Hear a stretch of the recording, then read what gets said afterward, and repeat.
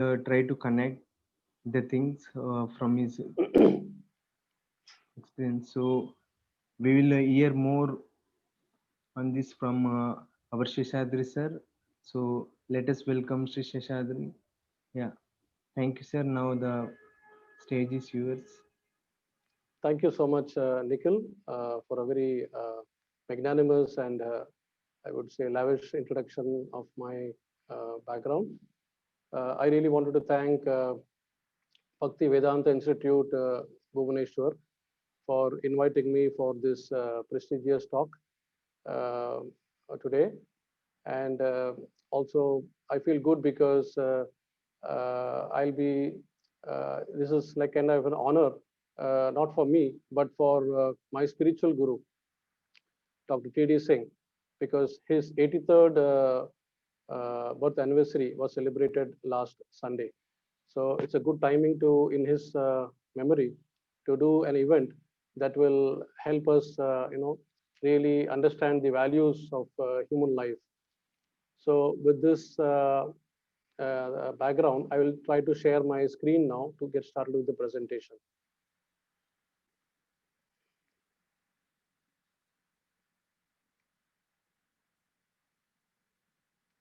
So Nikhil, can you confirm if the screen is seen? Yes, yes, sir. It's clearly visible. And am I very clearly audible also? Yeah, yes. There is little Yes, bit of noise very is audible and right. Sorry. There is little bit of noise is coming from your side. Slide, There's not a much. background sound. Yeah, yeah, yes. Okay. Okay, my mic seems to be okay. Um, anyway, I'll continue then if it is not too Yeah, much of a disturbance. yeah, fine. Yeah, go ahead. Okay. So the topic is I've selected is transforming work ethos through superior ethical management. So basically, this topic is selected keeping in mind the present situation that we are going through, the tough, challenging times of COVID, where many companies are having challenges to really execute the task through the employees otherwise who are very effective. So COVID times really pose a lot of challenges, and it really tries to test not only the individuals but also the organizations on how they want to move forward in this tough situation. So I was thinking, being coming from the industrial background, why not I address this through a very superior or a higher thinking principle, which is intrinsic to ourselves. So I'm trying to target mainly the professionals from the working career and also students who would be interested to enter corporate life very soon, so that they can take a nice balanced approach towards their work and also towards their life in general. So with this introduction, I will go to the outline of my talk. So I'm going to cover basically the following uh, topics, in which there will be an introduction to basic definitions of ethics, values, morality, and ethos. Sometimes there is a very thin line that differentiates them. So it is very important to understand it very clearly. Then we'll discuss about the all-pervading nature of ethics. I'll share a few thoughts on ethico-moral values from industry leaders and people from philosophical background as well. Then we'll see the origin of ethics. It's very important to go deep into ethics and what is the ethical behavior and ethical malaise that we are encountering as a human race. Then it's very important to understand the need and importance of a role model at workplace. And finally, I'll discuss on the Vedic spironomics for understanding the higher dimensions, which I'll be touching upon in my today's talk. And hopefully, we'll end up with a good feel of this whole thing, and we can apply that in our day-to-day work life to achieve victory in a very ethical manner. So I'll begin with a very humble making a humble gratitude and prayer for my spiritual guru. He is Param Pujya Bhakti Swarupa Damodar Swami in the spiritual world, and in the scientific community, he is known as Dr. T.D. Singh. So he was a very unique personality who came from far east of India in Manipur, and later went for his higher education to US, and that's where he got influenced by some of the higher aspects of human life, and went on to imbibe those from his guru Swami Prabhupada, and thus he achieved perfection of human life. So unique also in the sense that he was a highly accomplished scientist, and he was also a saint. So in both the sense, he was a true personality. Uh, he founded the Bhakti Vedanta Institute under Swami Prabhupada's direction, and Bhakti Vedanta Institute is primarily promoting this kind of the higher dimensions of human life, especially among the intellectuals and scientific community, to bring out the finer aspects of life. He's also the founding member of United Religious Initiative, which interfaces the various religions and faiths, interfaiths, and tries to bring about similarity for common global peace and harmony. He's also the founding director of Dr. T.D. Singh's Institute of Science and Religion, of which I am the honorary vice president. This is based in Navi Mumbai. And then he's also the founding president of Vedanta and Science Educational Research Foundation. So I would quickly say a very small invocation prayer in remembering him. And with that, I can start my presentation. Om Agyana Timirandasya Gyananjana Shalakaya Chakshur Unmilitam Yena Tasmai Shri Guruve Nama. So a guru is the one who gives his unlimited costless mercy to open the eyes which are blinded by the darkness of ignorance, and he opens it with the torchlight of knowledge. So that is the power of a guru. So I pray to him today that please open my eyes of darkness of ignorance, so that I'm able to share some thoughts which are going to be valuable and useful to all of you. I also want to pray to him by this particular verse by saying, Mukam karoti vachalam, pangum langete girim, yat kripatam aham vande, Shri Gurum Deenatarinam. This is a very significant verse because if a guru is giving his blessings, then even a dumb can speak. Mukam karoti vachalam. And pangum langete girim means even lame can climb the hill. That is the power of a guru, because guru is a direct manifestation from the spiritual world, and he brings all the divine qualities with him, and he selflessly transmits it to his worthy disciple. So now we start the presentation with the slide that is a definition about ethics. So as per Oxford's Advanced Learner's Dictionary, the word ethics is defined as moral principle that governs or influences a person's behavior. So ethics is thus a benchmark of human behavior. So the conduct of human beings is influenced either by the emotions of life or the actions people perform in different situations. So this coordination of action and emotion generates ethics. So I can give a good analogy, especially if there are somebody in the meeting from physics background. Now I'm selling an instrument called as optical emission spectrometer. Now here we measure the emission lines of the elements. So it is said that no two elements in the periodic table will have the same emission line, because they are governed by the wavelength. They all have different wavelengths. So similarly, I'm here saying that no two human beings will have the same ethical line, because we are all governed by a different set of emotions that are emanating depending upon the situation and how we act against those situations. And everyone would act differently. So no two persons would have the same kind of emotional, ethical line. So that is what I understand as ethics. Then there is something called as morality. I'm comparing ethics with morality because it's a very fine line. Because whenever you talk of morality, ethics invariably comes in, and whenever you talk of ethics, morality invariably comes in. So, but ethics basically transcends the culture, religion, and time. Morality is a set of moral codes and principles that basically describe right or wrong. I'm giving you a set of examples here to understand it better. So examples of ethics are honesty, integrity, trustworthy, loyalty, fairness, respect, and concern for the others, and law abiding. Examples of morality is these are all the codes like always you must tell the truth, do not destroy the property, keep your promises, do not cheat, do not judge, treat others as you want to be treated.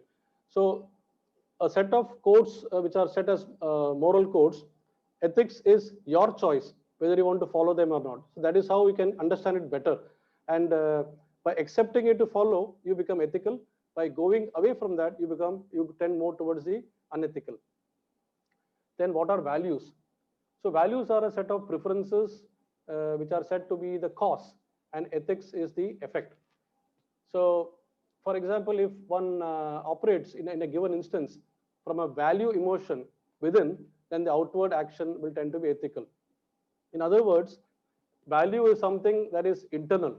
So I have certain understanding of situation, that's my value. Okay, in some companies we call it like, there are some core values. They say our company has got certain core values. Now, how I exhibit that externally is basically ethics. Then we come to ethos. So ethos is a term that describes in general the principal beliefs or ideals that form a basis of a community, nation, or ideology. So normally it's demonstrated through one's speech or writing by sounding fair and demonstrating one's expertise or pedigree or credibility or character. For instance, a doctor is qualified to tell you that this course of treatment is likely to generate the best results. So that's an authority. Okay. So if you look at it this way, it's basically a set of beliefs that you take along with you. So if, for example, on the right hand side, I've mentioned work ethos. So for me, my set of beliefs are these. Like I believe that I work to earn a livelihood. I believe that I work with happiness and also to generate happiness. I believe that for me, work is a means of worship, and I believe to work ethically to avoid sinful reaction. So this is the work ethos as far as I'm concerned. So different people can make a bunch of things as a set of beliefs or set of ideals, and then one can form that as the basis of executing it. Now we go here. Why am I not seeing the top side of the slide? Let me just, okay, sorry. Okay, some part of my slide is getting cut when I'm seeing, but I hope the slides are quite clear when I'm for others. So here, basically, is ethics all pervading or is it restrictive? So this is something that we can think. Is ethics only for a particular field of work? As we can see here, ethics is there in almost every field and every age group and every gender. I mean, there's nobody is escaping ethics. For example, on the top side, you can see a child in a very innocent way is trying to play some truant to convince his mother. So this is a beginning. The seed is coming from here of going away from ethics. And then as he grows, if he tends to go more ethical, then he is indulging in copying in the examination, either to pass the exam or maybe to, he's got some goals that I have to achieve this kind of level. So hook or crook, let me copy. Then you see on the right hand side further, there's no ethics among in the slide, there's no ethics among the couple. There is basically cheating of the spouse. Then you see the picture of Ben Johnson, the famous episode of 1988 Seoul Olympics, where he famously went from hero to zero in just about 9.79 seconds because he consumed the anabolic steroid, which is supposed to be a dope. So unethical. Then you have got the cricket. In cricket, ball tampering is considered to be unethical. And recently, I think about 2 years back, you had an incident where the Australian cricket captain, the head of the team, Steve Smith, he was seen as while in the field, while he was wanting to take a decision on the DRS, that means it's a review system. He couldn't take a decision on his own. So he was looking at inside the dressing room to get some signal from his team members or from his coach, whether he should go for the DRS, whether he was LBW out or not. So, and then when he was caught or when he was questioned, he said it was brain fade, something that he just tried to coin as a brain fade and try to escape the unethical thing. But actually, it was not ethical. Then you have in the movies, the Hollywood and the Bollywood, caste couch is very popular, and the directors and producers, and they try to exploit the new entrants. Then you go to the pharmaceuticals and biopharma. So even the drugs are not spared. Sometimes you have got the spurious drugs coming in the market. Sometimes without license of the original manufacturer, drugs are being made. Then you go to bioethics, bioengineering, interfering with your genetics. Okay, that is all bioethics. Then even the books are not spared. Plagiarism. So you see that there are two books which are looking very similar. One is the famous book of Gary Kasparov called as Deep Thinking, and next to that is Deep Thawing by Mick Greengard. So there's no difference in appearance at all. Then you have the farmer. I mean, there's no ethics in the agriculture also. Sometimes there is, bioengineering of the crops, genetically modified. So you want to get, higher yields and all that, but in the process you're doing something unethical. When I went to China, I saw that there is an imitation of pulsar bikes. In India, you got the famous pulsar bikes, and that there in China, it is called Bulzer. So there's Asli and Nakli. Then you go to defense. There is always danger of espionage, where secrets are passed on. Even in spirituality, you are not spared. They've got so many fake gurus who, in the name of spreading knowledge, they are cheating. And then you have got the deals that go underhand with money being exchanged as a bribe. And to top it all, you see at the bottom right, in the broad daylight, this traffic cop is accepting bribe from a particular passenger who is on the street because he probably cut the signal. So ethics is all pervading, dear participants. It is not restricted to any particular religion or community or nationality or gender or age. It is all pervading. It's across all human race. Let's see what Warren Buffett has to say about ethico-moral values. So now we go to certain industry leaders on their opinion about ethics. So Warren Buffett is one of the most popular, successful investors in the world, and he's been highly, professional and successful in his dealing. He's the chairman and CEO of Berkshire Hathaway. So he says, do nothing that you would not be happy to have an unfriendly but intelligent reporter write about on the front page of a newspaper. You lose money for a firm and I'll be understanding, but lose a shred of reputation for the firm and I'll be ruthless. Because integrity is reputational advantage and others will weigh in subsequent dealings. So it takes 20 years to build a reputation, and just 5 minutes you can ruin it. If you think about that, you will do things differently.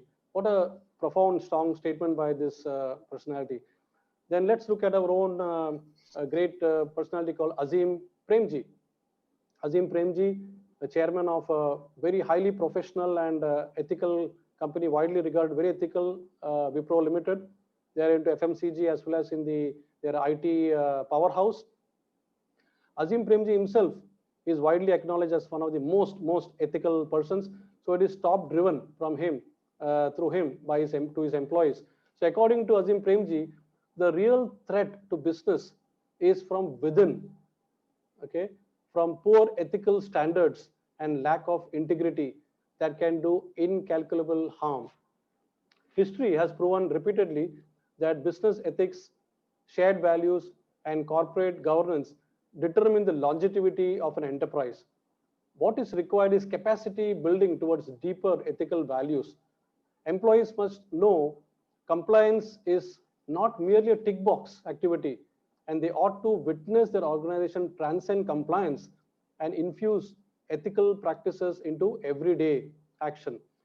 They need to be empowered to thwart unethical action at work and appreciate the fact that business integrity is directly related to the future of the company, their families, and that it provides security to their livelihoods.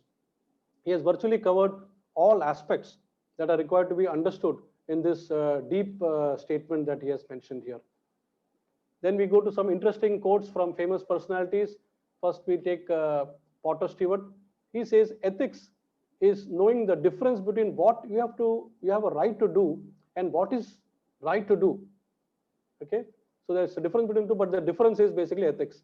And then Albert Einstein says, the most important human endeavor is the striving of for morality in our actions. Our inner balance and even our existence, very existence, depend on it. Only morality in our actions can give beauty and dignity to a life. What a great statement that is. And bottom on the left hand side, you have D.H. Lawrence, who says, this is a wonderful one, I just like it. He says, ethics and equity and the principles of justice do not change with the calendar. So we just cannot escape by saying that, oh, 40 years back, 50 years back, it was like that. But in the present times, it's not possible to follow that. That's just not acceptable, because these are timeless. These are all qualities which are divine. They don't change with time and calendar. And being from the sales marketing field for the last almost more than 3 decades, I cannot but state this quote on ethics in selling. Salesperson's ethics and values contribute more to the sales success than do techniques and strategies. So I also follow the same, and I ensure that the team that is under, they also follow the same. What is more important is that the salesperson follows his work very ethically, and he contributes in that aspect as well. So this is a very good quote from Ron Willingham from Integrity Selling. And then what does Swami Vivekananda say? He says, the only definition that can be given of morality is that which is selfish. That which is selfish is immoral, and that which is unselfish is moral. Very simple definition, but quite deep to understand. And what does Mahatma Gandhi say? This I love because I have seen this on the notice board of Cipla in Bombay Central, because Mahatma Gandhi has actually inaugurated Cipla's first plant and also inaugurated the corporate office in Bombay Central. So business without morality will destroy us. And this is one of the best I like. Gaur Gopal Prabhu Das is very, very humorous in whatever he says. He's a life coach. And he explains what is oxymoron. He says words like pretty, ugly. We use that quite common, isn't it? How can pretty and ugly? So pretty, ugly. Then happily married. So these are very, somewhat opposite terms. So in the same way, he says business ethics is an oxymoron. So essentially, it means that it's difficult to have your business ethical. It sounds like oxymoron, but then the deep meaning is that we need to do our business ethically. And finally, Srila Swami Prabhupada's quote, which I just love and I can't resist showing this. He says a quotation on morality amongst thieves.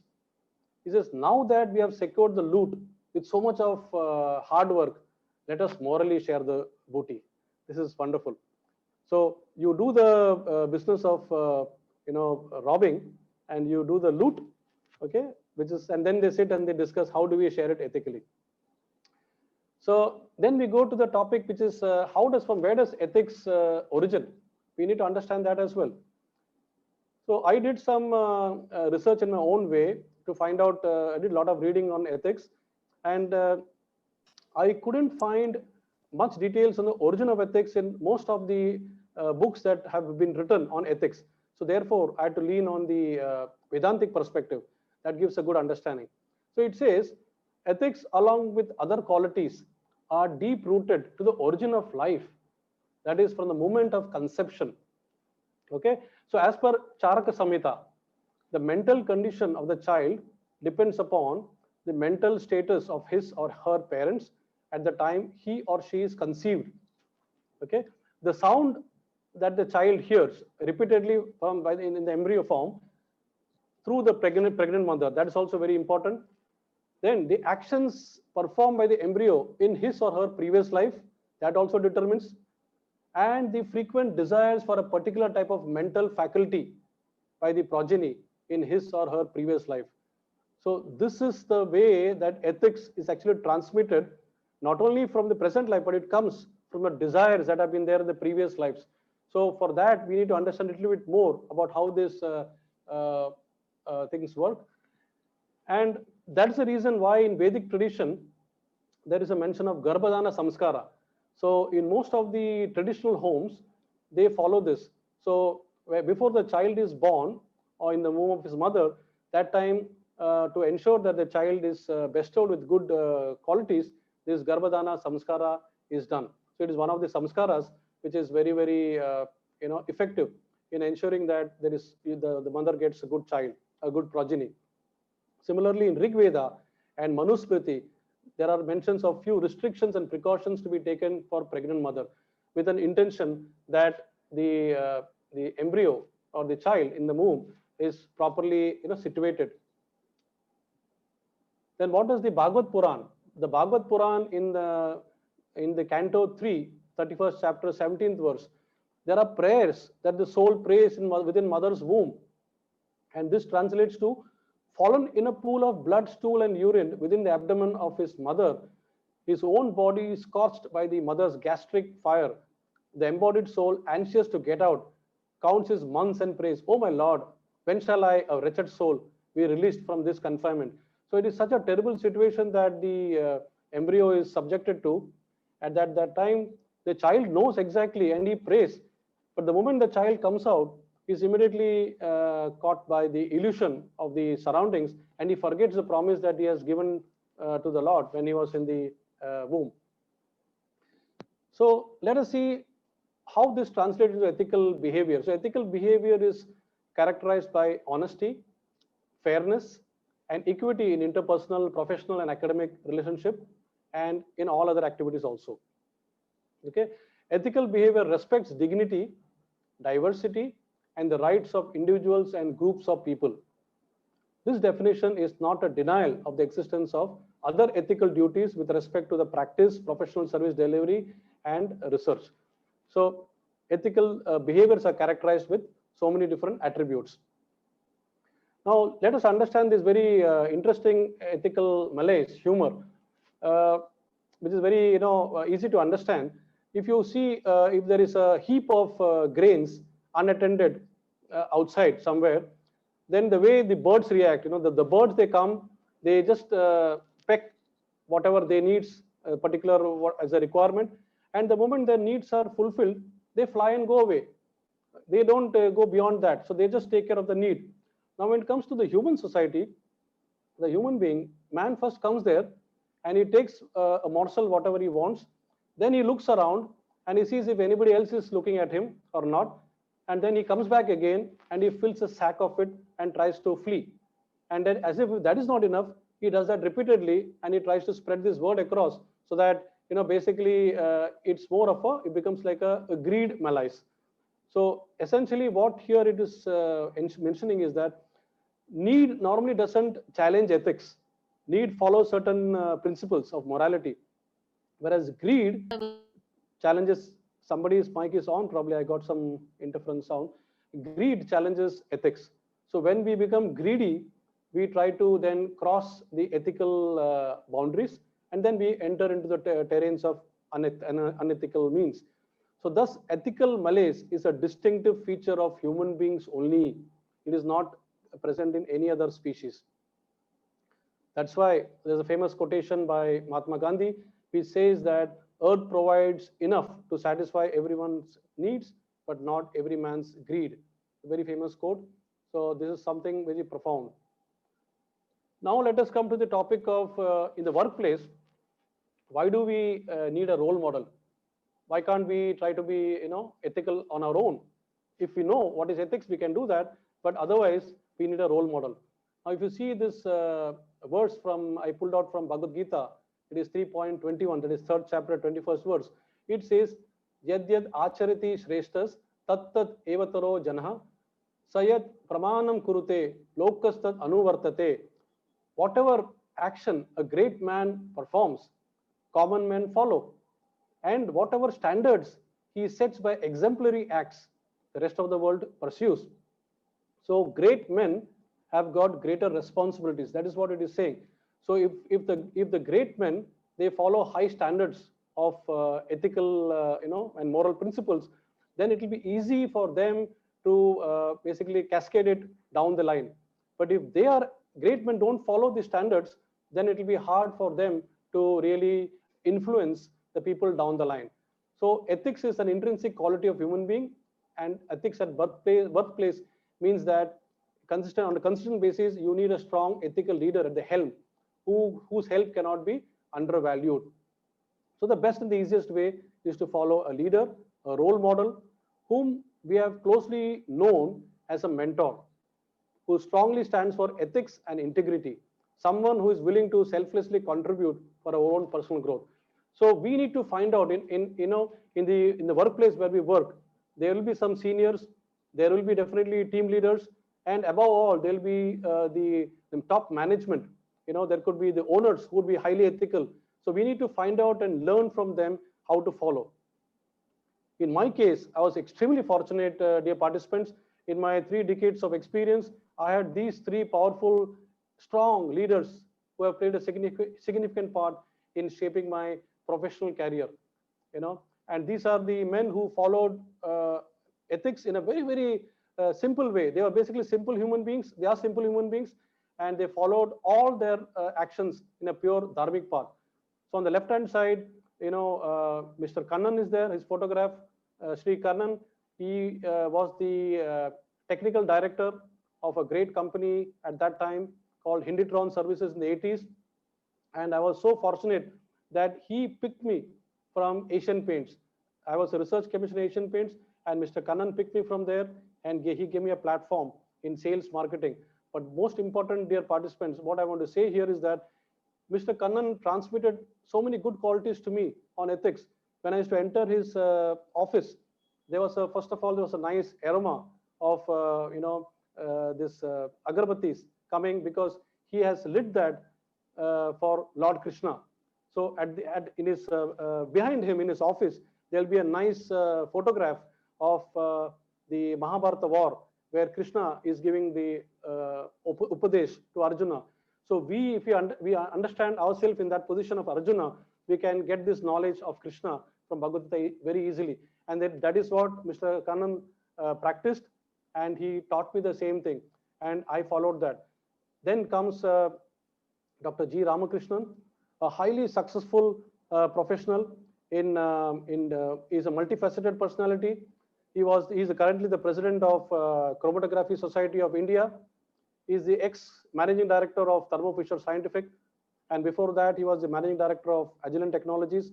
He is well-traveled all over the world, has worked with Hewlett-Packard in Singapore. He has worked in Saudi Arabia for a few years, and he's academically also is a PhD from BRC. A highly strong person, but yet very, very humble, down to earth, a simple personality.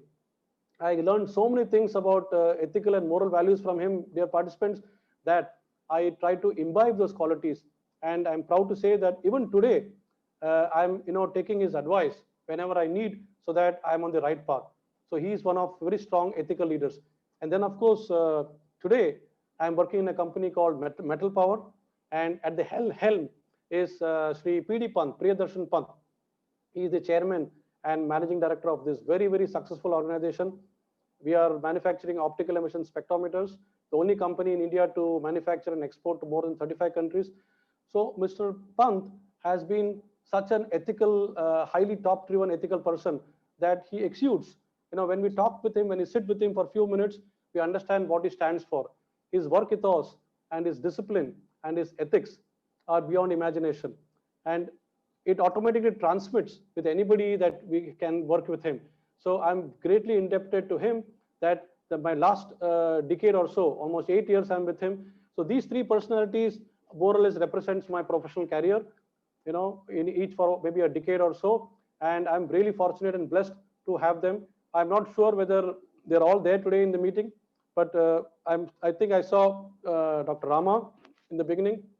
I'm not sure about the remaining 2 gentlemen, if they are present now. I would like to just take a second off to salute them, because I'm fortunate to learn a lot from them. And one should look for such leaders in their respective organizations. Now, for example, in our company, in Metal Power, service to the customers, when you talk of service to the customer, that itself is of dharma. So we broadly proclaim that, we broadcast that in our product brochures. We deliver what we promise, and we promise what we can deliver. This is our tagline. So ethics is running in our DNA of Metal Power, and it is top driven. So this is something amazing, and so therefore I must really thank my stars and my previous karma that I've got some wonderful association guidance from these three great personalities. Moving on, let's talk about the Bharatiya ethos. So in Bharat, for example, the ethos, we have got some very specific and special ethos. There is something called as the Western ethos, there is the Eastern ethos, but Bharat ethos is so unique that we draw basically these ethos have coming from scriptures like Vedas, Bhagavad Gitas, Ramayana, Mahabharata, Upanishads, Itihas, to few examples. So some of these things which are listed below are very unique only to Bharatiya ethos. Like a child, for example, is never made to sleep alone. Okay, he always is under the care of his parents. Now, of course, there are some pseudo-Western families who believe otherwise. Similarly, showing formal respect to elders, superiors, and teachers. For us, teachers is still like a guru. Elders are like pillars in the family, and the superiors also the same. So we sometimes even touch their feet. We even pay obeisance to them. So that is the kind of ethos we are actually having in Bharat. Then we offer alms in a spirit of humility. This is very unique to our country. Distinct visibility of God consciousness in the society. So across any section, you will see that whether we celebrate Ganesh Chaturthi or we celebrate Janmashtami or we celebrate Navaratri, there is an environment that is so vibrant and that makes it highly spiritually conscious all through. So that is very good vibration. Then we love to perform our job or task or roles as a duty or a dharma. So dharma is something very important. More about it will come in the subsequent slide. But for now, one should understand that for us, it is not that something that we just go and come back. It is more of a dharma. Then even now, today, the notion that marriage is a lifelong bonding of mutual fidelity, and if it breaks, it still produces an overwhelming feeling of failure or shame in the partners. Now, this is not the case in West or in some other countries. They think, okay, it broke. We can't get along. But in Bharat, there is a ethos which basically binds and gives us that kind of a nice feeling about this marriage. So thus our ethos are deeply rooted to Vedantic tradition and has a deep unseen foundation supporting the cultural superstructure. So that's our foundation, because of which we can now completely exploit it actually going further in our understanding. How do we take this ethos to business ethics?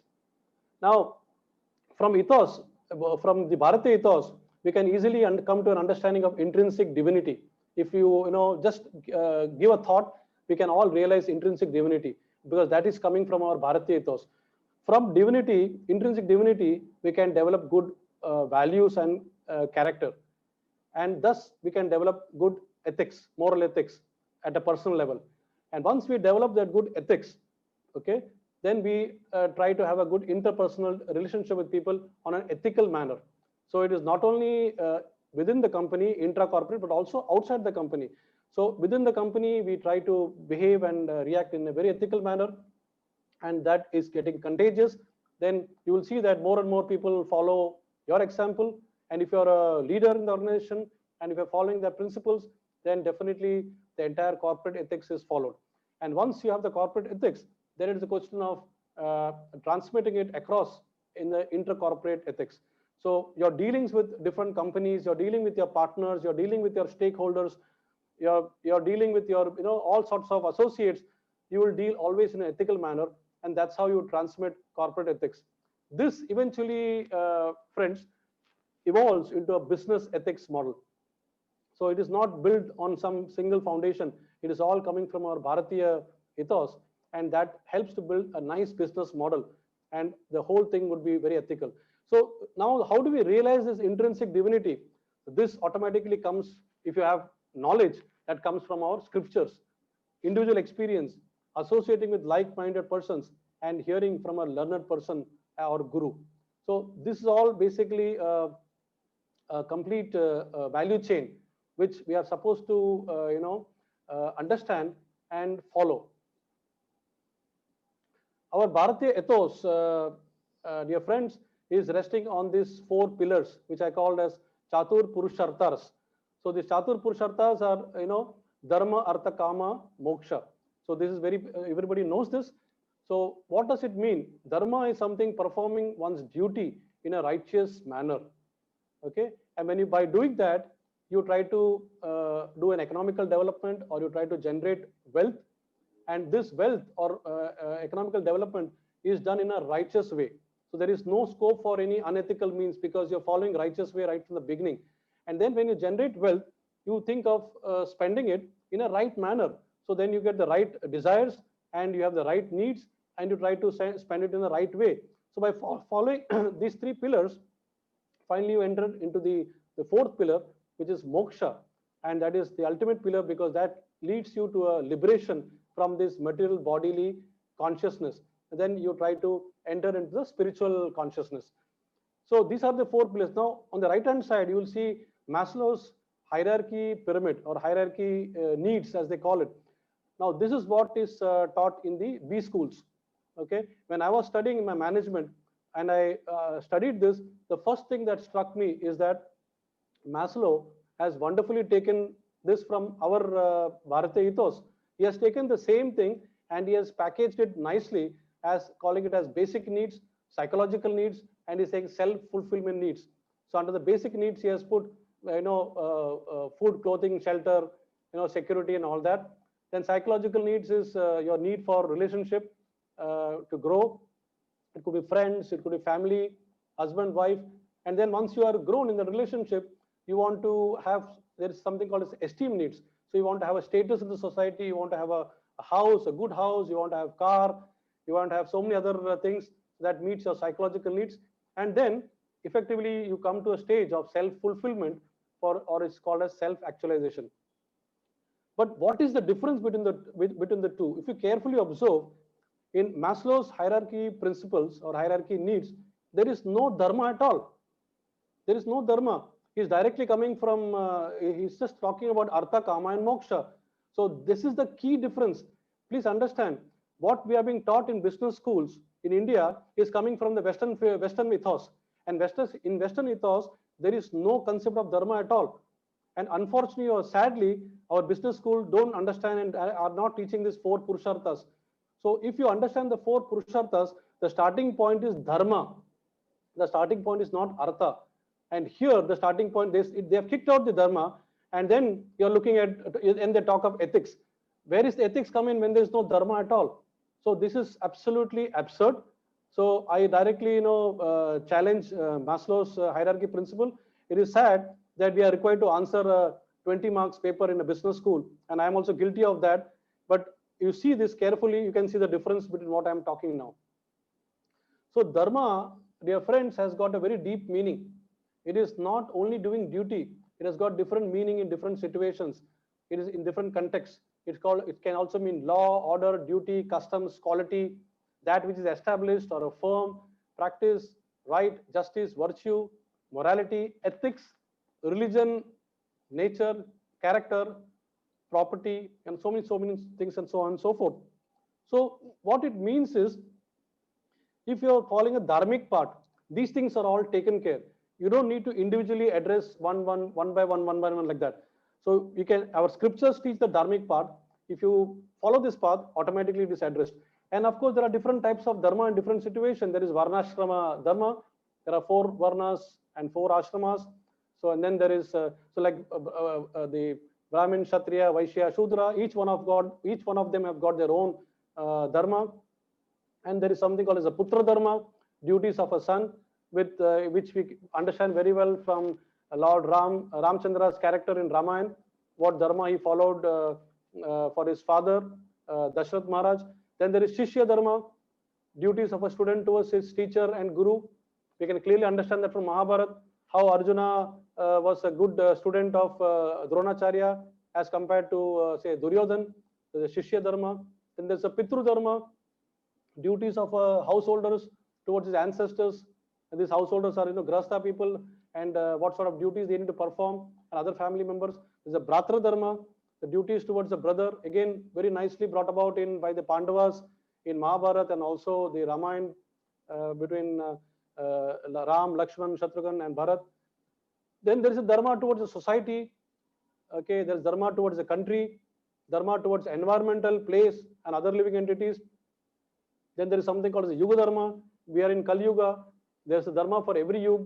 So there is a Kali Yuga Dharma. So Dharma, dear friends, is essentially evolving continuously in one's life journey and culminates in understanding what is in Bhagavad Gita, 18.66. Towards the end of Bhagavad Gita 18.66, Lord Krishna tells, Sarva Dharman Paritragya, Mam Ekam Sharanam Braja, Aham Tom Sarva Papebhyo, Moksha Ishyami Masucha. That means you abandon, if you basically surrender to me, that is Krishna, you can abandon all other types of dharmas, because there are so many different types of dharma. So he says, you just surrender to me, Arjuna, and I will take care of you. I'll liberate you from all these sinful reactions. That is what he boldly declares. So that is the ultimate dharma. And there is something called as a param dharma. So apart from this chatur purushartha, there's something called as pancham purushartha, that is called as sanatan dharma. So that is that which is always constant, that is unchanging. That means in this dharma, as per Bhagavad Puran 1.2.6, it is mentioned, savai pumsam paro dharmo yato bhaktir adukshaje aituki apratihata yayatma suprasiddhati. That means in this, it clearly declares that we, as our as in the form of Atma, our param dharma is to basically do the duty to establish a relationship with Paramatma in a very loving way that is totally, in a selfless way. That is our swadharma. That is the highest dharma. So that is in the ultimate, what we call as in the moksha, beyond moksha stage also. Now, what are the dangers if you don't take the shelter of dharmic path, or you follow the adharmic path?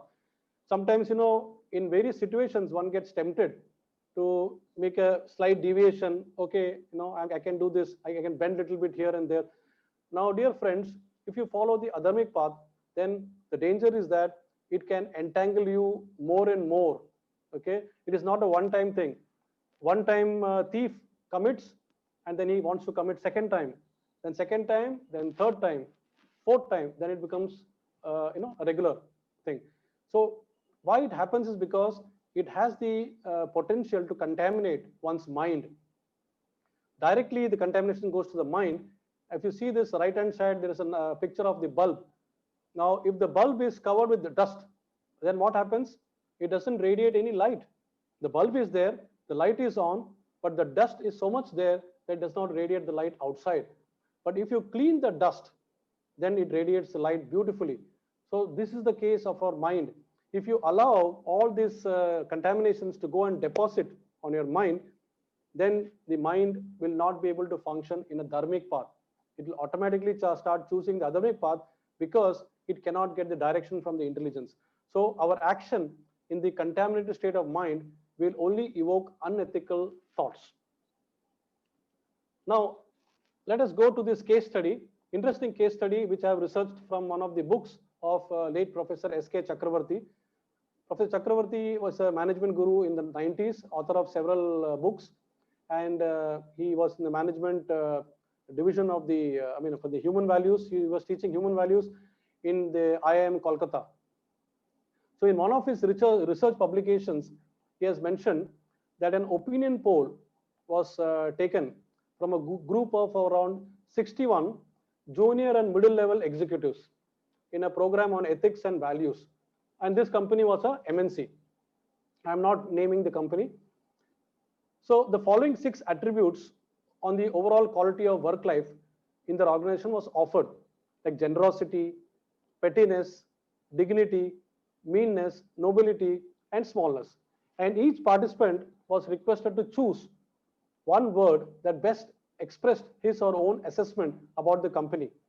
And dear friends, the frequency distribution obtained from each person's response was like this: generosity 5, pettiness 19, dignity 5, meanness 20, nobility nil, and smallness 12.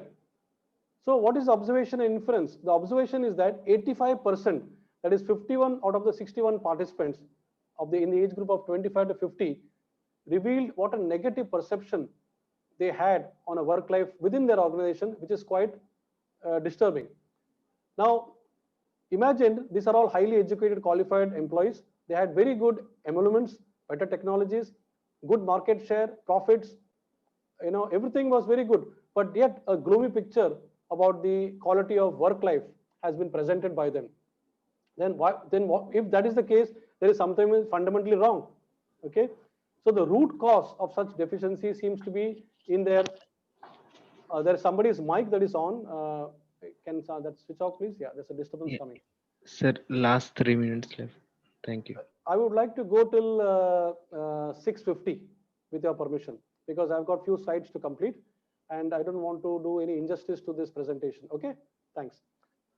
So the root cause of such deficiency seem to be the self-preserving rationality and materialist competitive excellence mindset. That means the mentality is very mean. The mentality is self-preserving. That means you think of like survival. That is the mentality. So if the divine qualities like generosity, dignity, nobility, and those things are going to suffer such a heavy discount in the workplace, then what price are we paying for the economic development?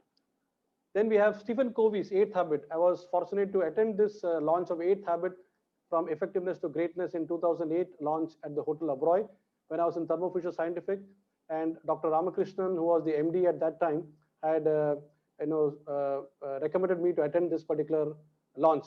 So in his Eighth Habit, Stephen Covey has done some research on such behavior, and he comes with a conclusion that he says, hear and find your inner voice, okay, and inspire others to find the inner voice. So he's coming now close to the what is given in the scriptures, Vedic scriptures. He says, hear and find your inner voice, inspire others to find the inner voice, and use your voice to serve others. So this voice he calls as a unique personal significance, which he terms as the voice of our spirit or the soul's code. So he has introduced soul concept, and he has introduced something called as a unique personal significance. So this voice also encompasses the soul of the organization that will survive, thrive, and profoundly impact the future of the world. But however, as he was getting close to the Vedic scriptural in explanation, somehow the fundamental question is not answered. That is the science of soul and how it influences the ethical behavior of an individual. So therefore, the explanation is a bit abstract and dry.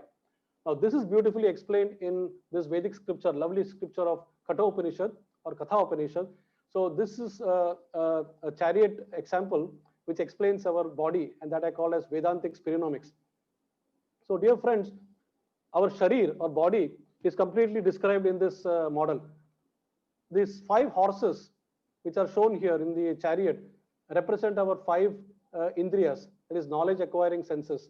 So the eyes, the ears, the nose, the skin, and the tongue. So these 5 senses, they come across in contact with the sense objects, and then they start generating the various reactions.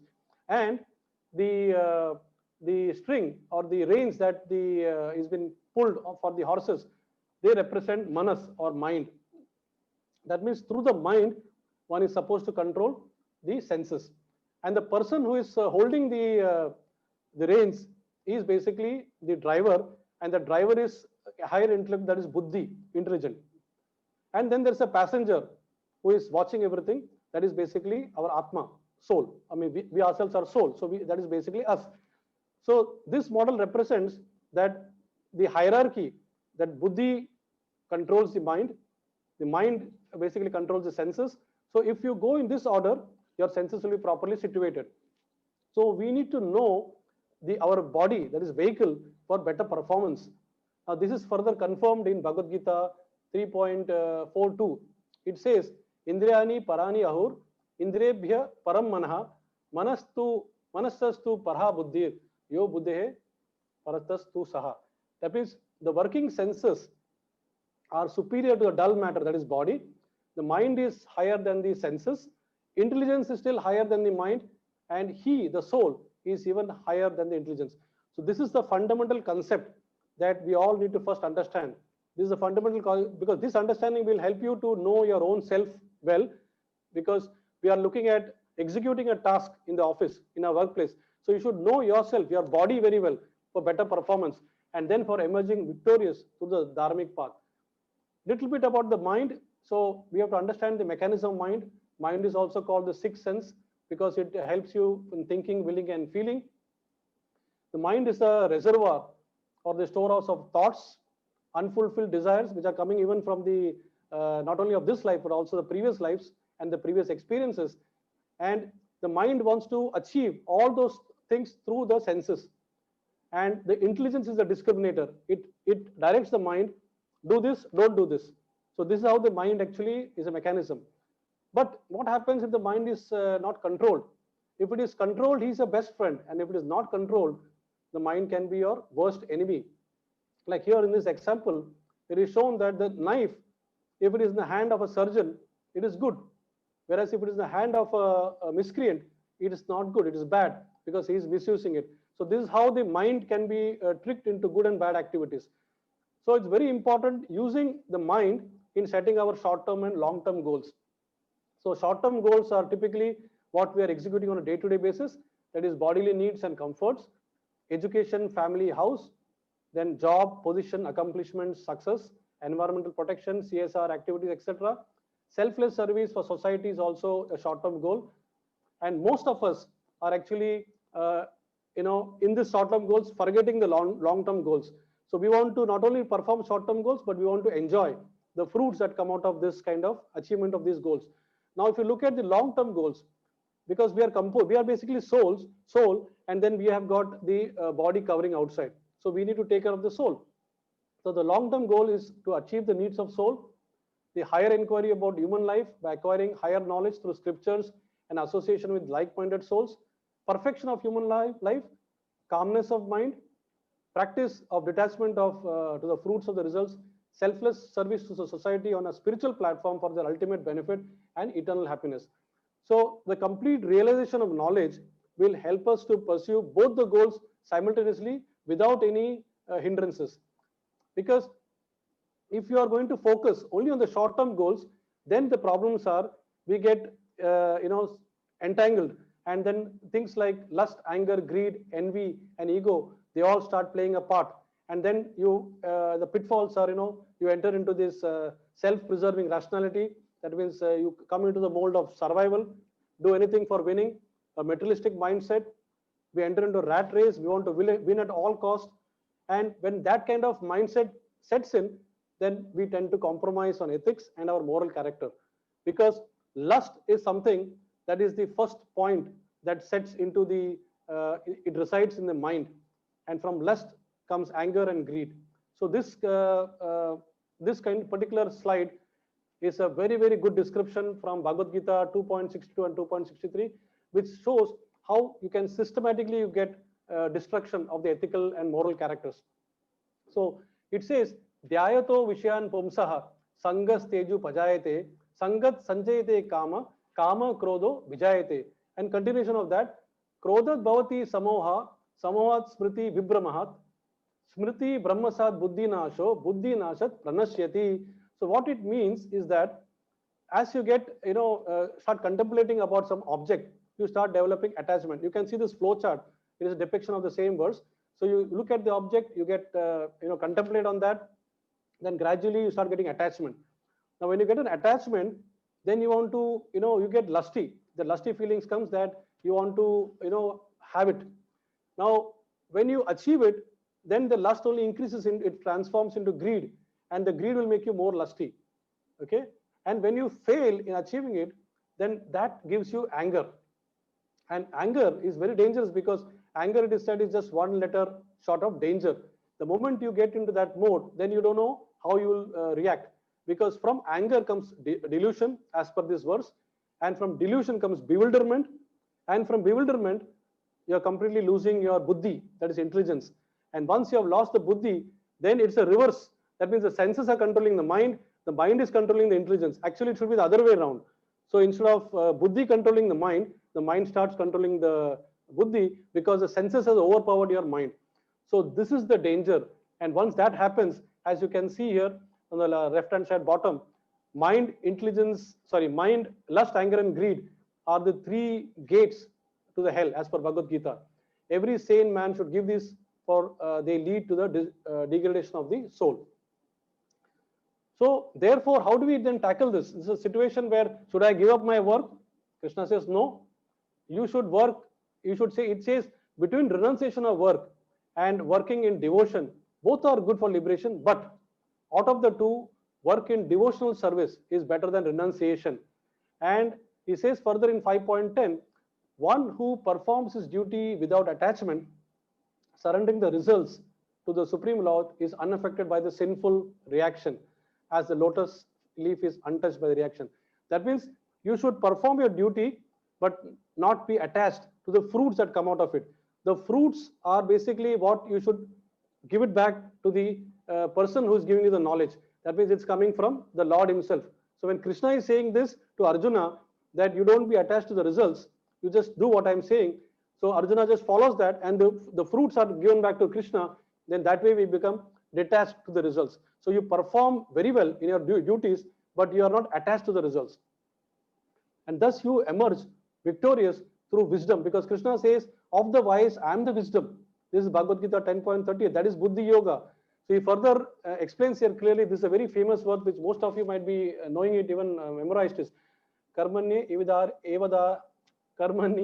evadarikastu ma phaleshu kadachana ma karma phala heturbur mate sangha swakarmani. So you have the right to perform your duties, prescribed duties, but you are not entitled to the fruits of action. Never consider yourself the cause of the attached results of your activities, and never be attached to not doing your duties. That means here clearly he is giving the instruction that you need to do the duties, but don't be entangled to the, and don't put your claim on the fruits of action.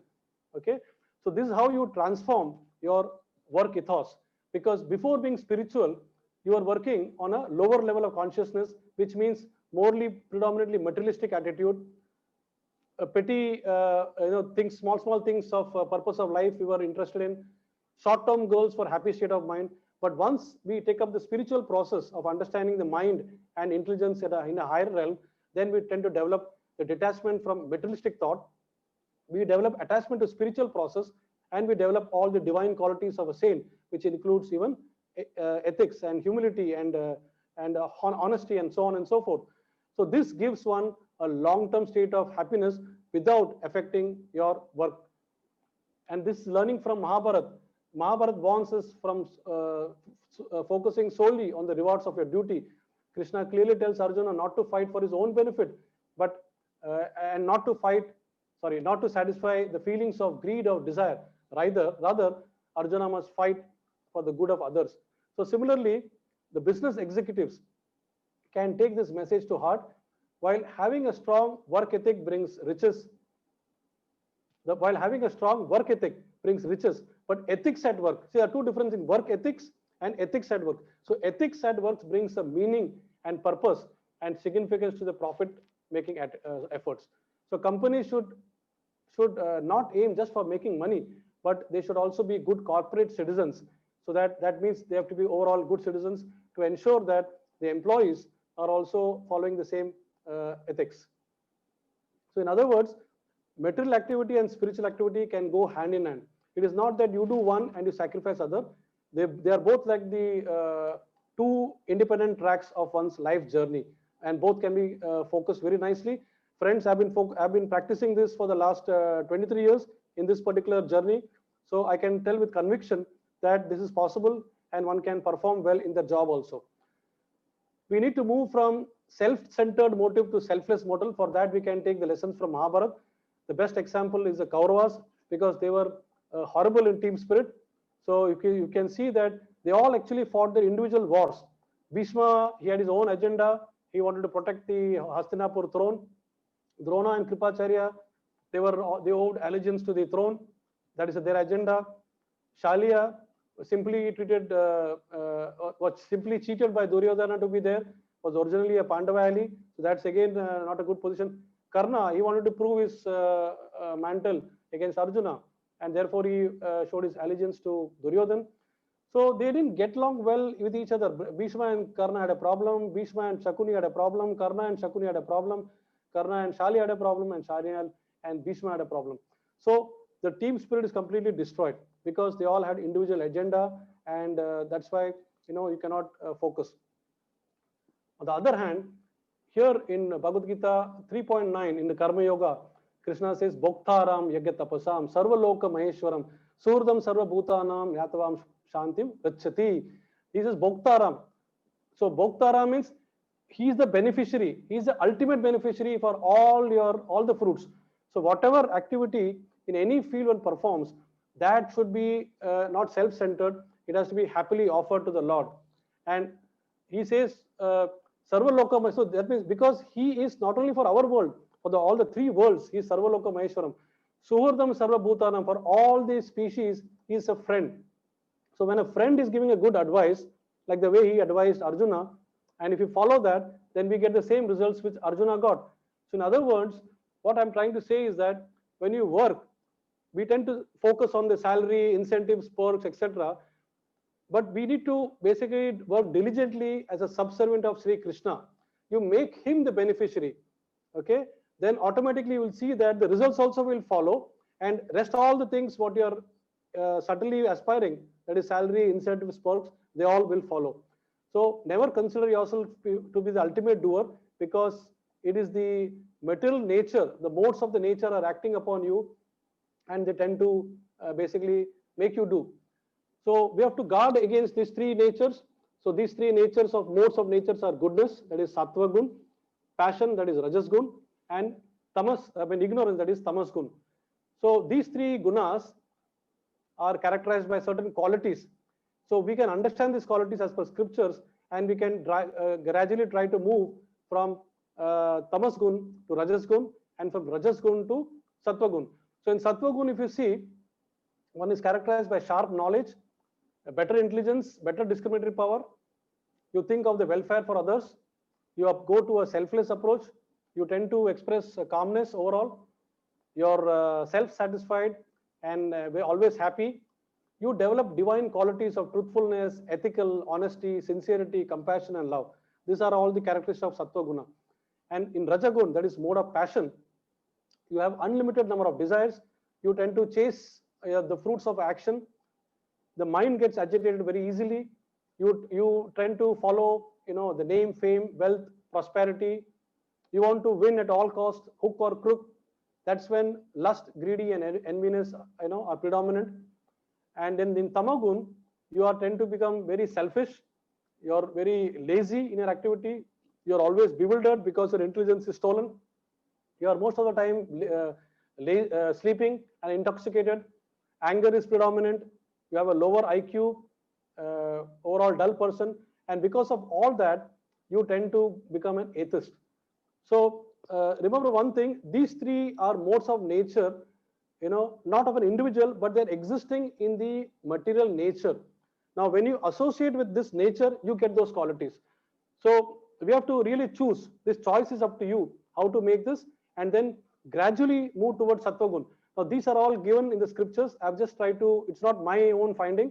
It is given here, and these are being, I'm just trying to project it so that we can move from an undesirable situation to a desirable situation.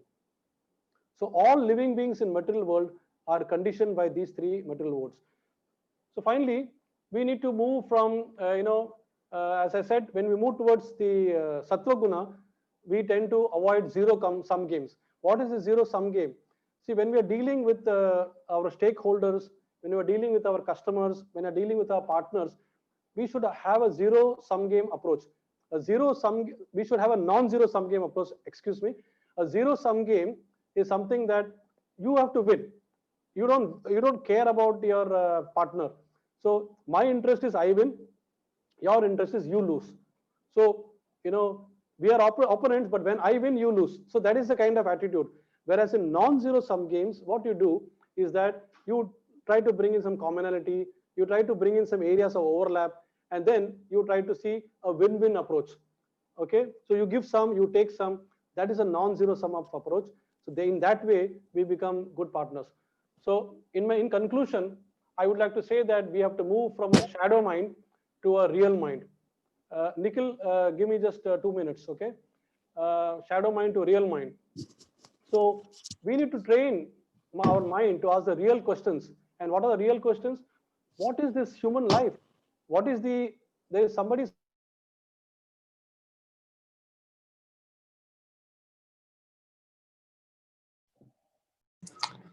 Life is a journey. Life is a journey. I was also unmuted in the process. So the higher questions is what is life? What is the meaning and purpose of life? Okay, how to conquer your mind through higher intelligence, buddhi. So this holds the key to solving many ethical challenges we face today. You have to understand the gunas. You have to understand and use them in your proper karma activities. Okay, follow the proper dharmic path which we discussed by understanding the three modes of nature and the influence. Move more towards the sattvic mode, and sattvic mode means you have to basically train your mind. Your mind should be sattvic, your thought should be sattvic. Even the food that you intake, jaisa anna vaisa man, it is said. So the food also should be more sattvic. Your association, that is your circle, friend circle with whom you can associate and imbibe those qualities should be sattvic. Your activity should be more in a higher realm. So if you try to make a personal endeavor towards that, then automatically you will develop a better decision making abilities, and you will develop discriminatory power between right and wrong. And for this, a mentor can help. Choose a mentor who walks the talk in the chosen field and follow his footsteps. As I said before, I was fortunate to get some very good professional mentors in my life. Be open to be corrected and be prepared to make a paradigm shift wherever there is need for holistic growth. So think this way, that you need to be grow. You need to be growing externally and also internally. So once you understand that, you should find your own purpose to grow. Okay, gradually with purification of mind, our senses become more receptive to act with clarity of thoughts. And this is mentioned in Bhagavad Puran 1.2.19. It says tada rajastamo bhava kama loba dayaschare cheta etar anavidam stitam sattve prasiddhati.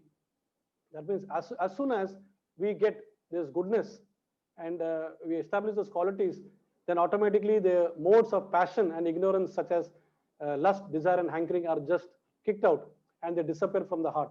Then we are established in the mode of goodness and we become completely happy.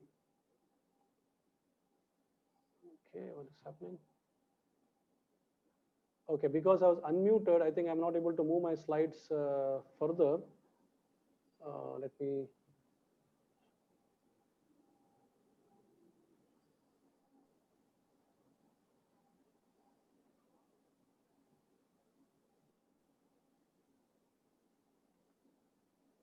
Nikhil, can you confirm if the screen is visible now? Yeah, yes, it's visible, sir. Okay, so this is the concluding last but one slide. It says that aim for victory, nothing wrong in aiming for victory, but only through ethical means. Now, the last verse of Bhagavad Gita is very powerful. It says, Yatra Yogeshwara Krishno, Yatra Partho Dhanudara, Tatra Sri Vijayi Bhavo, Dhruva Nitir Matir Mama. That means, wherever there is Krishna, the master of all mystics, and wherever there is Arjuna, the supreme archer, there will also be opulence, certainly to be opulent, victory, extraordinary power, and morality. So we can take this as a very strong message from the Lord, and we can go deep and discover yourself.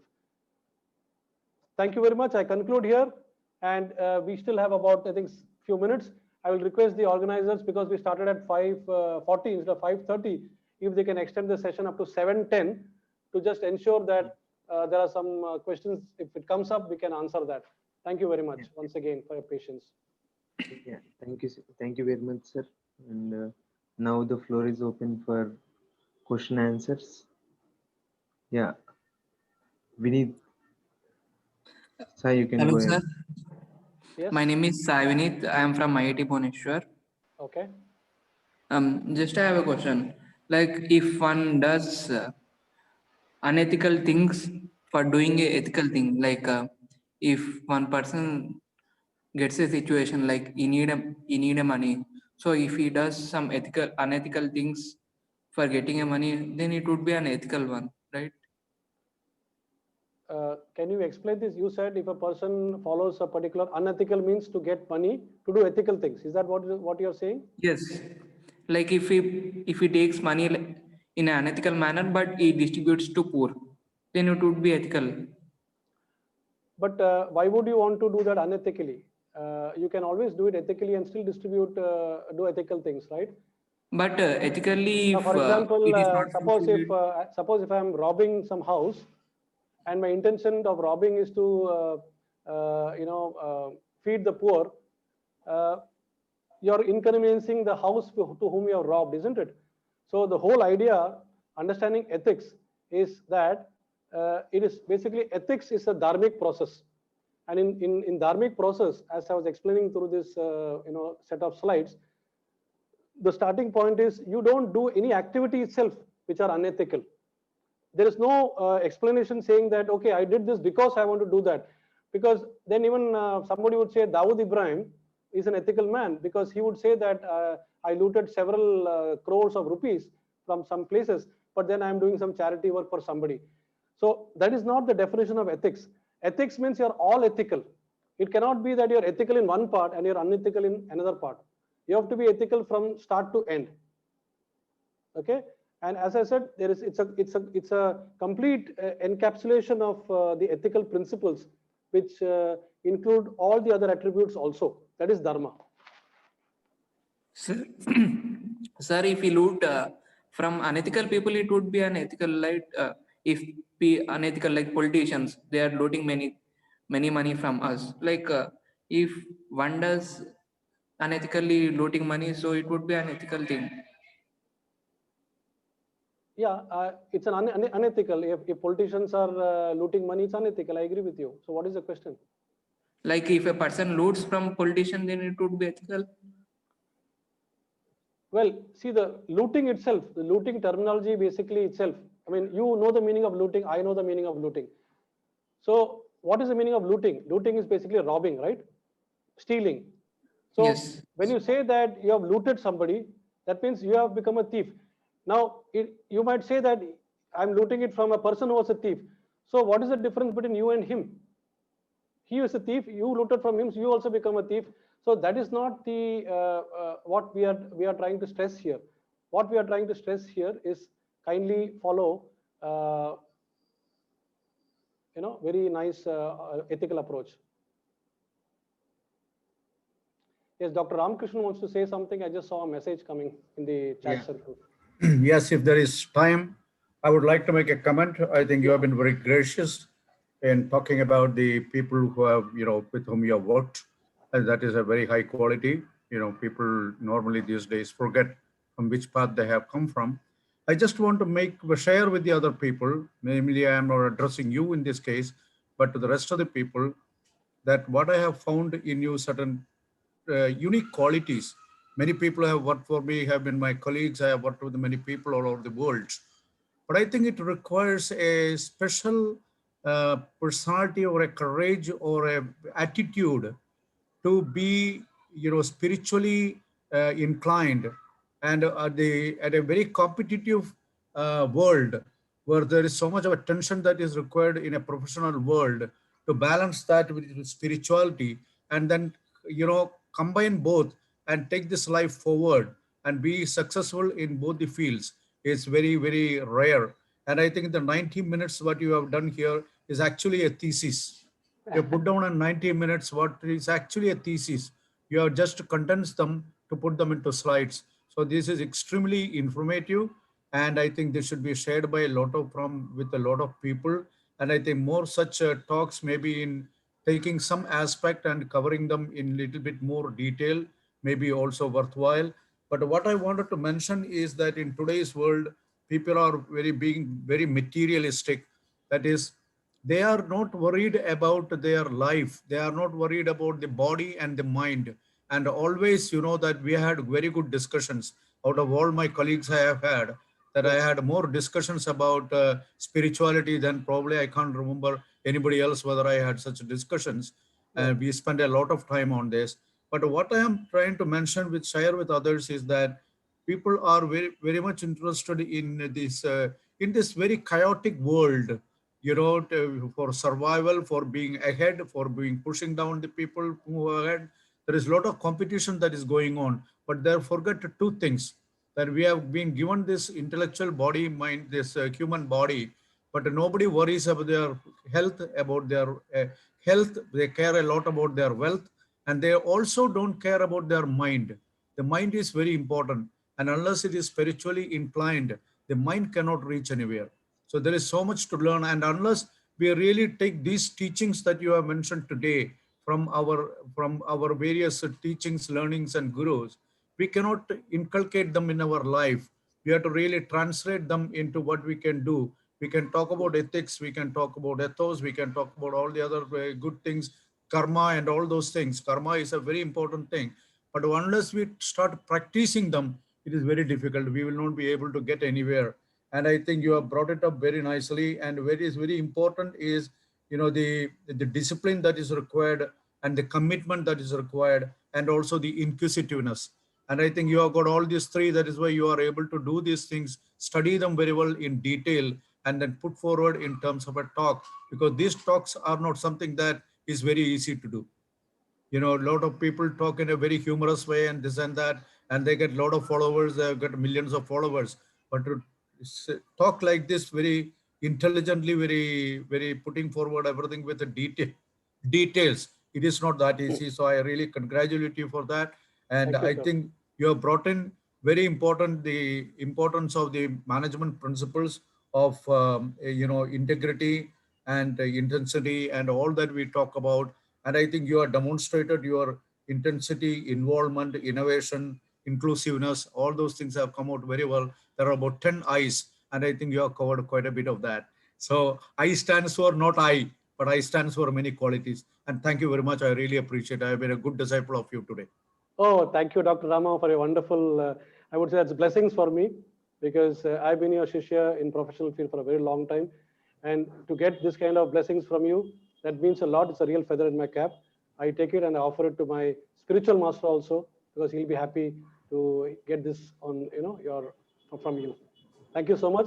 And your comments were well, very nicely you have put forward all the aspects which are important and relevant in today's world. Thank you so much, Dr. Rama. Yeah, thank you. Thank you, So, Ramakrishna sir. And to add, actually, the Bhaktivedanta Institute helps in cultivating all these qualities. Yeah, thank yes, you. yes, And yes. it organizes weekly webinars on this all these things. Yeah, Right. thank you. So can we take the Now next we go question? to I see next the arms. question. Yeah. Yeah, we'll Jagadish go ahead. Hello, sir. Uh, Yes. Myself Jagadeshwar. I am from IIT Bhubaneswar. My question is like, you told that a spiritual life and material jobs can go in parallel. There is no problem, but there is an highly chance and risk that we can get more attached to material life. So how to avoid that? So Yes. Good question. And you are very right, because material prosperity is something that is very difficult to resist, because we are staying in a material world at the end of the day. So prosperity will come when we work diligently. Prosperity comes. With that comes higher responsibilities, higher positions, a good family, so we tend to accept all that. But the difference is, once you're spiritually properly situated with routine cultivation, and you grow in spiritual life also, as I said, it's a parallel track, it has to grow. So when you grow in that, then the perspective changes. Your job nature will not change. You will still put in the same kind of efforts, you'll still get the same.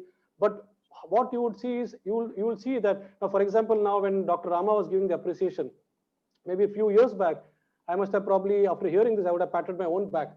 Today, when somebody appreciates me, that's not an appreciation. I immediately transfer it back to somebody who's making me speak these words. I feel that without that power, I cannot speak. So a spirituality knowledge gives you that kind of it puts you in that domain where you perform extremely well in your profession, but the results that come out, you stop getting attached, and that means that you'll be a balanced person. So when success comes, you will take it as the mercy of the Lord, and when failure comes, you will think that, okay, that's also, maybe I deserve that, I need to improve. So the perspective, completely changes. So instead of, if the spirituality had not been there, the perspective would have been either too much of elation or too much of a depression. It will be two extreme, boundaries. So a spiritual knowledge, when you acquire, you don't lose the eye on the material job. You will keep doing it because at the end of the day, you have certain duties to perform for your body. So you do a duty for the body. Similarly, you nurture your soul also. Is that clear?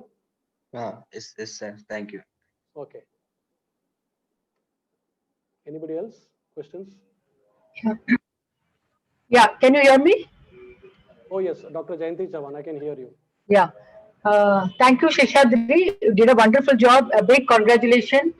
And I'm really happy. It was like you brought the ethics in the form of a composite dharma. It's like a compact thing because I've learned ethics in my philosophy. Ethics is part of philosophy. And now, to bridge between why exactly the Western thinkers, they have a different thought processing unlike the Vedantic perspectives. So some clue has come because that part is there. Like why exactly? Because they are based on their different ethical theories. Like I think one of them asked doing good. Some of them think that doing greater good for something that is the means and the ends are changing. Whereas in the Vedantic perspective, as you say, it is more of a dharma. And dharma is a very broad concept, and you perfectly brought it down. And even this Maslow's hierarchy, I just want to add, you have rightly said that he has taken it from the, actually, he has taken it borrowed from the koshas. And but where he has not properly integrated was this dharma, artha, kama, moksha. Basically, we have this integrated evolutionary journey, and in this we have here Maslow's theory showing more as a discrete, each one is separate, and there is no end to saturation of desire. That is why the physical needs were never, and that is why you find that Maslow's theory, which is adopted, it is not serving the purpose of ethical. Whereas in the case of what we have as per our Upanishads in the koshas, this is in the Upanishad of Shetashwara. It clearly talks about, sorry, this, what is that, Tata, what is that, which is the Upanishad that, Brahmavali, I forget that. Okay, so in that it clearly talks about, as you said, even I think Dr. Ramakrishnan also brought rightly that all the domains in which we exist are simultaneously existing, and nothing can be like, it is not that one will get manifested and other will get suppressed. And that is why our Vedanta dharma is more composite, unlike the ethics, which the Western, the ethics is just a small thing when you think in terms of a dharmic approach to ethics.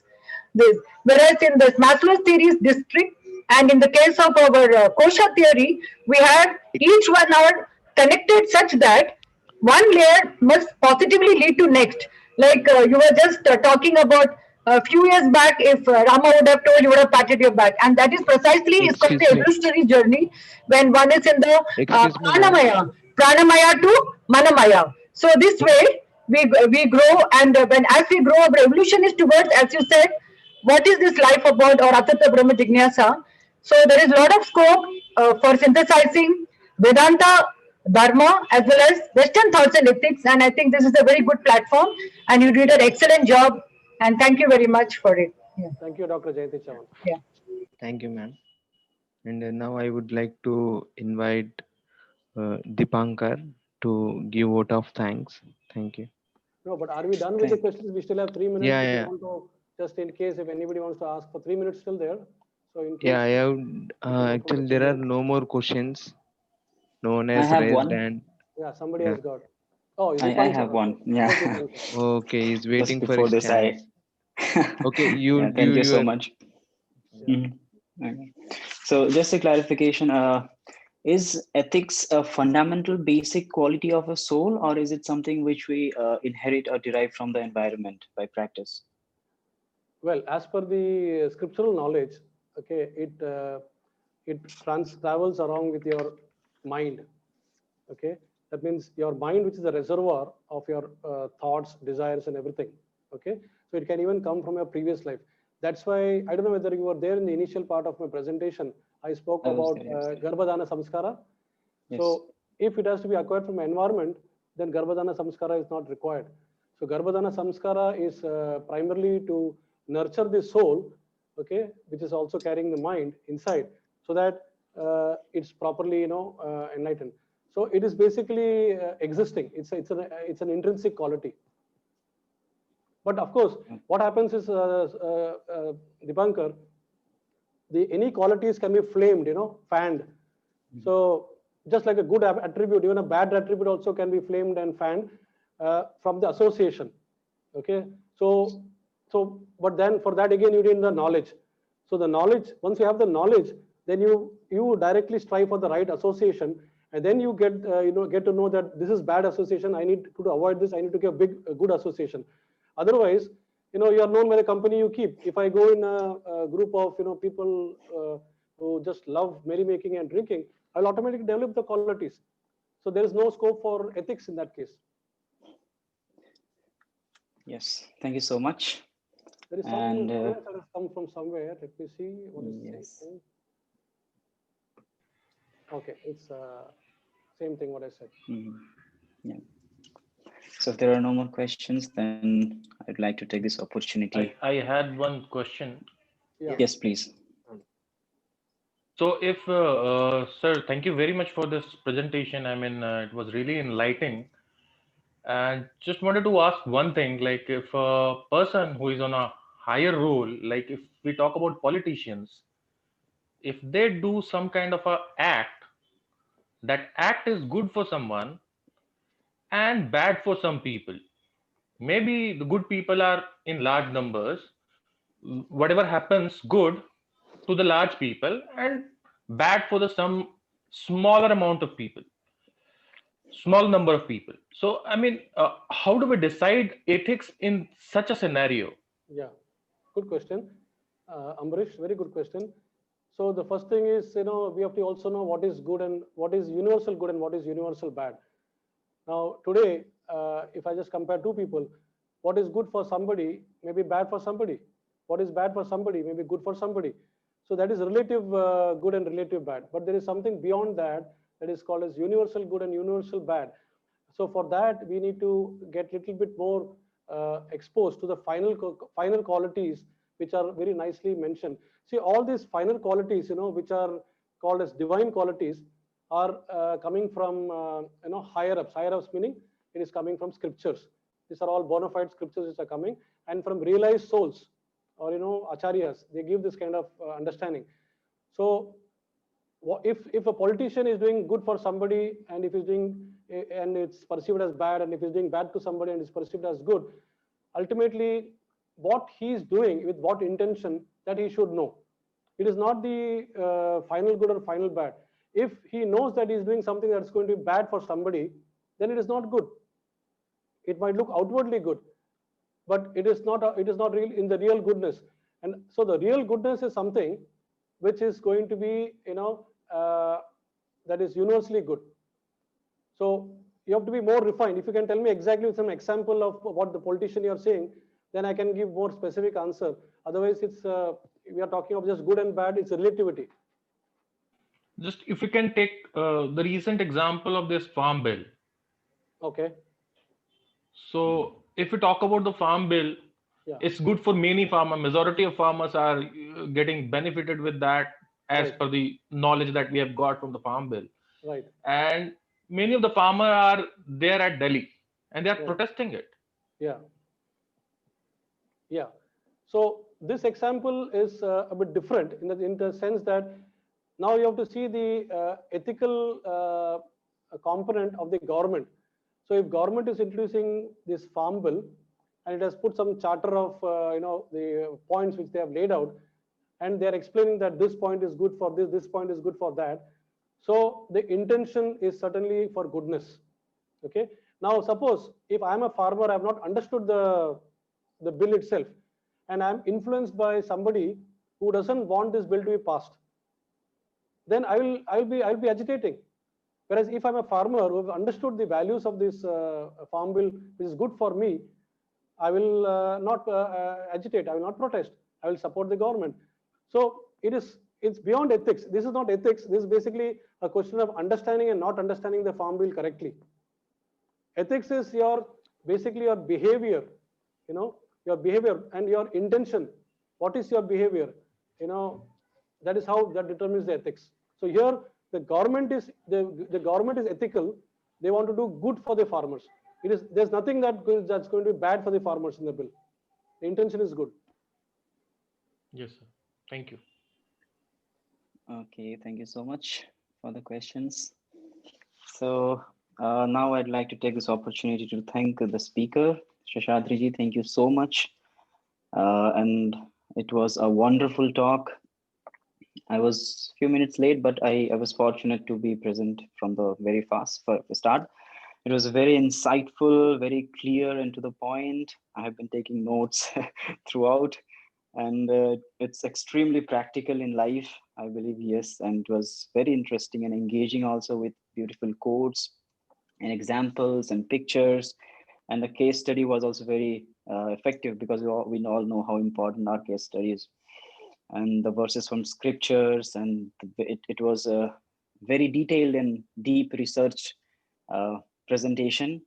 And also how you showed that we can have both material and spiritual activity can go together. And you finished it with a beautiful shloka, which is one of my personal favorite shloka from Bhagavad Gita.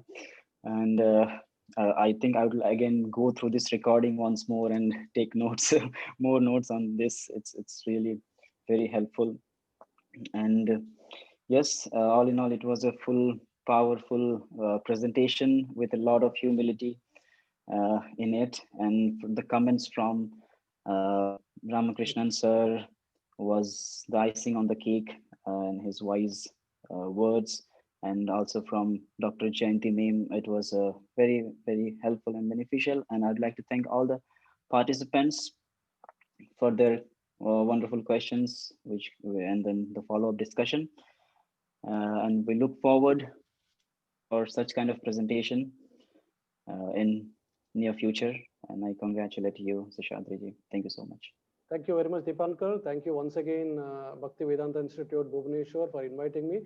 And my special thanks to all the participants who could make it. Some of them could not make it because it was clashing with the working hours. But my very, very humble thanks to Dr. Rama. And I don't know whether Mr. Kannan is there and Mr. Pant is there, but they had confirmed their presence. But in case if they could not make it, it is a sad miss for me. But at least Dr. Rama was there, so I'm very indebted to him. And thank you once again. And let's hope that we make step-by-step progress in our endeavors, because it is not that I'm a speaker, so I'm 100% into it. Not at all. I never claim that, but it's what I've learned and what I'm practicing. I'm trying to put it forward, but I've got a long way to go. Okay. Thank you all once again. Thank you. Thank you so much. So I'll end the session now. Yeah. Thank you.